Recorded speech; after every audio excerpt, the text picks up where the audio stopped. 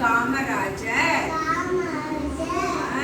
இப்ப நம்ம மத்தியானத்துல சாப்பாடு சாப்பிடுறோம்ல, அது யாரு கொடுத்தது? தலைவர் காமராஜர்.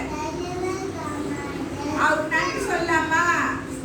தேங்க்யூ தலைவர் காமராஜர் அவர்களே.